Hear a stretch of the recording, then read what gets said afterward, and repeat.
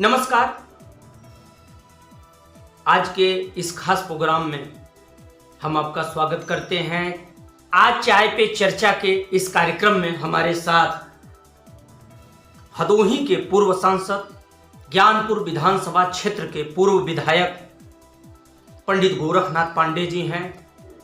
पंडित गोरखनाथ पांडे जी की पहचान केवल सांसद और विधायक होना ही नहीं, बल्कि आज की तारीख में भाजपा में राष्ट्रीय कार्य परिषद के सदस्य के साथ साथ एक शिक्षक के रूप में क्षेत्र में, समाज में इनकी पहचान रही है। शिक्षा जगत से राजनीति की दिशा में कदम बढ़ाने वाले पंडित गोरखनाथ पांडे का नाम भदोही खास तौर से ज्ञानपुर विधानसभा क्षेत्र की सियासत में सम्मान के रूप में लिया जाता है। आज हमारे साथ मुखातिब हैं पंडित गोरखनाथ पांडे जी। नाम अगर देखा जाए तो मुझे याद है कि 1996 में जब इन्होंने राजनीति में कदम रखा था और कदम रखने के कुछ ही वर्षों बाद 1996 का विधानसभा का चुनाव आया था और भारतीय जनता पार्टी ने जिस विश्वास से अपने जिला उपाध्यक्ष पंडित गोरखनाथ पांडे को चुनाव मैदान में उतारा, वो सफल रहे। ज्ञानपुर विधानसभा क्षेत्र की सीट को भारतीय जनता पार्टी की झोली में डाल दिया। यह बात अलग है कि आगामी समय में जो प्रतिद्वंदिता छिड़ी एक बाहुबली के साथ, वो केवल भदोही ही नहीं पूरे उत्तर प्रदेश में भी चर्चा का विषय बनी। तो आज हमारे साथ बातचीत के लिए मौजूद हैं पंडित गोरखनाथ पांडे जी। हम आपसे बात करेंगे और जानेंगे कि क्या सियासत चल रही है भारतीय जनता पार्टी की। भाजपा 1996 के बाद 2002 के चुनाव में जब हारी तो उसके बाद आज तक भारतीय जनता पार्टी यहां नहीं जीत पाई है। एक वर्चस्व, एक जंग लगातार चलती रही है, खास तौर से ज्ञानपुर विधानसभा क्षेत्र में, भदोही जिले में। इस समूची सियासत को किस दिशा में मोड़ते हैं पंडित गोरखनाथ पांडे जी, हम आपको सीधे मिलवाते हैं और बातचीत करते हैं। नव वर्ष की बहुत बहुत शुभकामनाएं आपको। और जनता फिर आपकी तरफ निहार रही है, क्या कहेंगे? सबसे पहले मैं आपके माध्यम से, आपके चैनल के माध्यम से अपने जनपदवासी, जो इन लोग कहते हैं कि बुलडोजर, अरे भाई किस पर चला? जिन्होंने इस देश को लूटा, प्रदेश को लूटा, जनपद को लूटा, पूर्वांचल को लूटा, हम लोग तो उसके पीड़ित हैं, दुखी हैं। हम ही नहीं, जनपद भदोही का कोई ऐसा परिवार नहीं होगा, कोई माई का बेटा नहीं होगा, लाल नहीं होगा, जो उसके आतंक से आतंकित न रहा हो।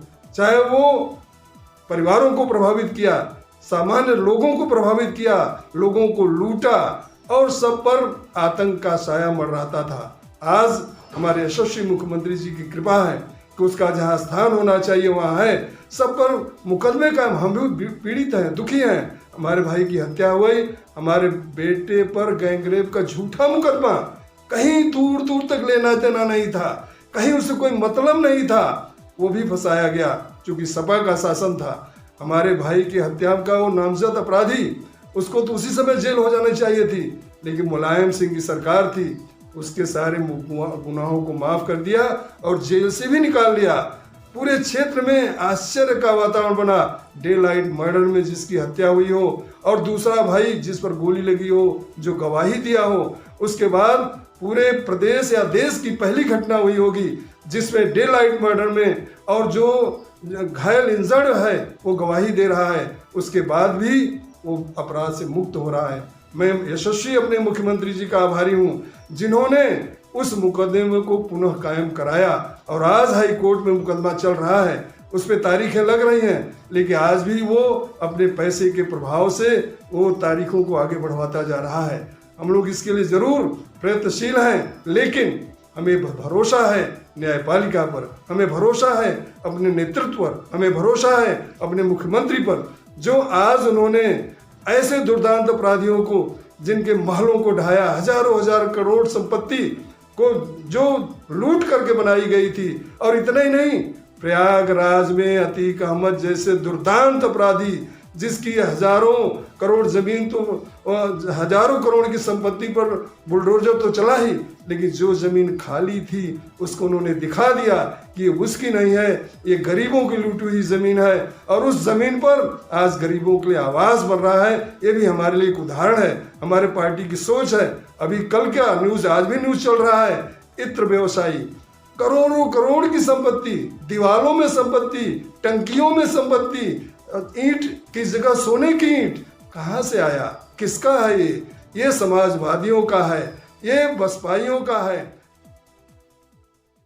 करते थे तिलक तराजू और तलवार, क्या मिला था उस सपा के शासन में, जब जाति और धर्म पूछ करके उस पर एफआईआर हुआ करते थे, थानों से वसूली होती थी, चाहे पुलिस की नौकरी हो, चाहे लेखपाल की नौकरी हो, चाहे अध्यापक की नौकरी हो, चाहे सामान्य नौकरी हो, सब में पैसे लिए जाते थे। चाचा भतीजा झोले लेकर निकल पड़ते थे, थानों तक से वसूली होती थी। आज अमन चैन है।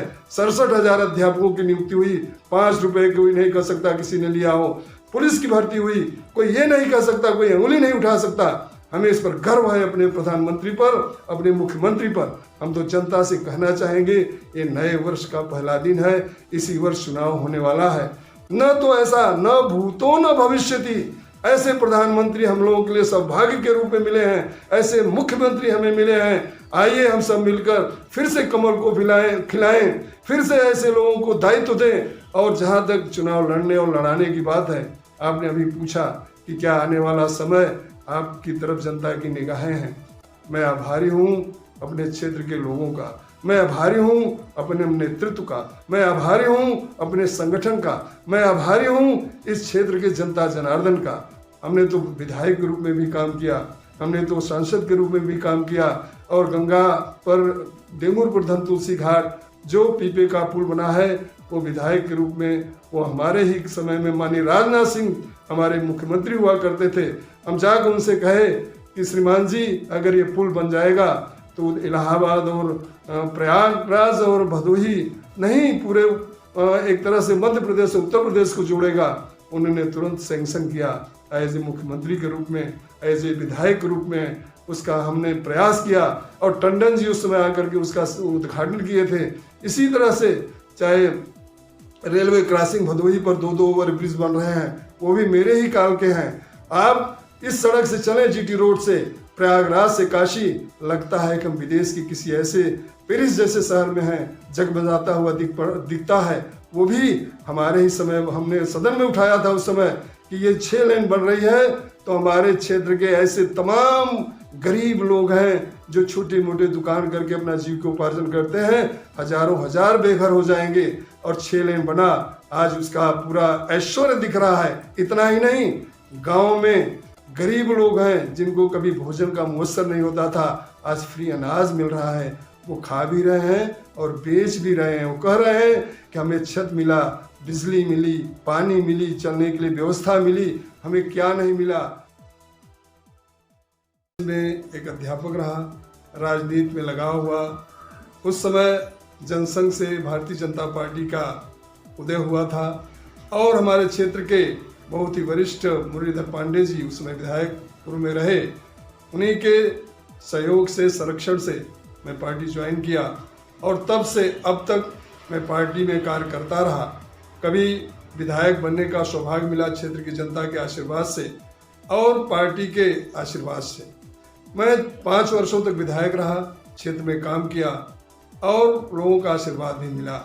लेकिन चुनाव के दरमियान 2002 में चुनाव चल रहा था, मेरे छोटे भाई की बूथ पर ही हत्या कर दी गई।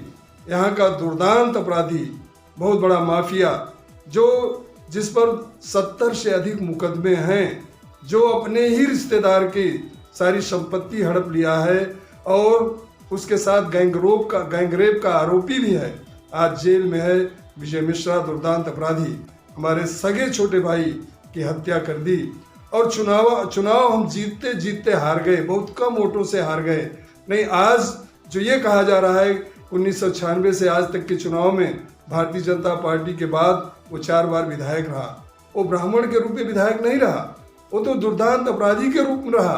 पैसे के बल पर, धन के बल पर, बाहुबल के रूप में पैसा खर्च करके एक आतंक मचा करके वो जरूर 4 बार अपराधी रहा, लेकिन जनता का कभी प्रिय नहीं रहा, जनप्रिय नहीं रहा। आज वो जेल में है। मैं माननीय अपने यशस्वी मुख्यमंत्री जी का आभारी हूँ, जिनके कृपा से आज पूरे देश, पूरे प्रदेश में अमन चैन है। मैं अपने यशस्वी प्रधानमंत्री जी का आभारी हूँ, जो कि हमारी पार्टी के लिए उन्होंने जो कहा वो किया। सबका साथ, सबका विकास, सबका विश्वास लेकर उन्होंने जो अपनी नीति चलाई, आज पूरे देश में अमन चैन है। हम लोग तो सौभाग्यशाली हैं कि हमें मोदी जैसा एक ऐसा व्यक्ति मिला है जो हमारा ही नेता नहीं, पूरे विश्व का नेता बन चुका है। हमारी पार्टी विश्व की सबसे बड़ी पार्टी है, भारतीय जनता पार्टी, इसका हमें गर्व है। और सबसे बड़े नेता के रूप में हमारे यशस्वी प्रधानमंत्री जी हैं। आज उन्होंने जो कुछ किया वो देश देख रहा है। और बाकी जो पार्टियां रही, चाहे वो सपा रही, बसपा रही, कांग्रेस रही, 70 सालों तक देश को लूटा, प्रदेश को लूटा, जन जन में एक भय का वातावरण बना। और आज अमन चैन है, भाईचारा है, हर वर्ग सुखी है, चाहे वो व्यापारी हो, किसान हो, मजदूर हो, छात्र हो, जनसामान्य व्यक्ति हो, सब खुश हैं, सब प्रसन्न हैं। में हमारे पास आने में किसी को हिचक नहीं होती। मेरा सौभाग्य होगा कि अगर पार्टी मुझ पर भरोसा करती है तो मैं उस भरोसे को 2 कदम आगे बढ़कर पूरा करने का प्रयास करूंगा और जनता की सेवा जी जान से करूंगा। कहीं कभी किसी को शिकायत का अवसर नहीं मिलने पाएगा। मैं पुनः आज इस नए वर्ष के पहले दिन सबको शुभकामना देते हुए, अपने नेतृत्व पर आभार जताते हुए, अपने यशस्वी नेतृत्व माननीय प्रधानमंत्री जी, माननीय योगी जी के कार्यों, कृतित्व, व्यवहार और उनकी जो व्यवस्था है वो हमारे देश और प्रदेश में दिख रही है। उत्तर प्रदेश उत्तम प्रदेश बन चुका है, आज विकास की राह पर चल चुका है, आज विकास में नंबर 2 की ये जो प्रदेश बन चुका है, यह और आगे बढ़े, कल नंबर 1 पर हो जाए। इन शुभकामनाओं के साथ मैं पुनः अपने संगठन, अपने नेतृत्व और जनता जनार्दन को बहुत बहुत शुभकामनाएं के साथ नए वर्ष की बहुत बहुत हार्दिक बधाई।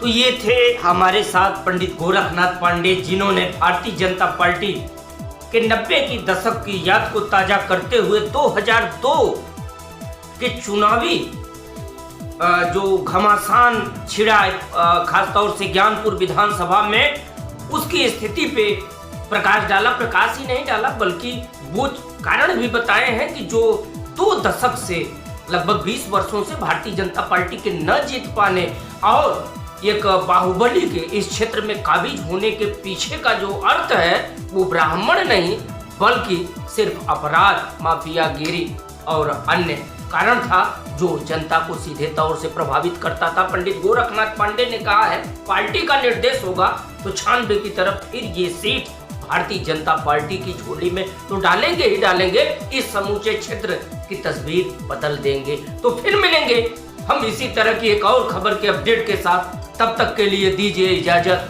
नमस्कार।